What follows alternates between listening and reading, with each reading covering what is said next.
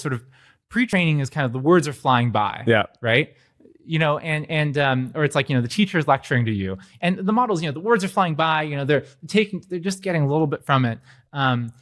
But that's sort of not what you do when you learn from yourself, right? When you learn by yourself, so you're reading a dense math textbook, you're not just kind of like skimming through it once. You wouldn't learn that much from it. I mean, some word cells just skim through, reread and reread the math textbook, and then they memorize. And that's sort of, like if you just repeated the data, then they memorize. What you do is you kind of like, you read a page, you kind of think about it, you have some internal monologue going on, you have a conversation with a study buddy, you try a practice problem, you fail a bunch of times, and at some point it clicks, and then you're like, this made sense. Then you read a few more pages. And so we've kind of bootstrapped our way to being able to do that now with models, or like just starting to be able to do that.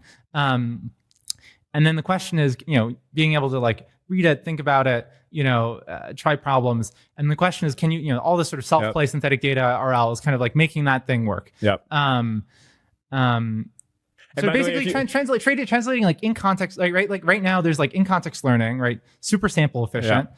There's that, in the Gemini paper, right? It just like learns a language in context. And then you have pre-training, not at all sample efficient. But what humans do is they kind of like, they do in context learning. You read a book, you think about it until eventually it clicks. But then you somehow distill that back into the weights. And in some sense, that's sort of like what RL is trying to do. And like when RL is super finicky, but when RL works, RL is kind of magical because it's sort of the best possible data for the model. It's like when you try a practice problem and it, and then you fail, and at some point you kind of figure it out in a way that makes sense to you. That's sort of like the best possible data for you, because it's like the way you would have solved the problem.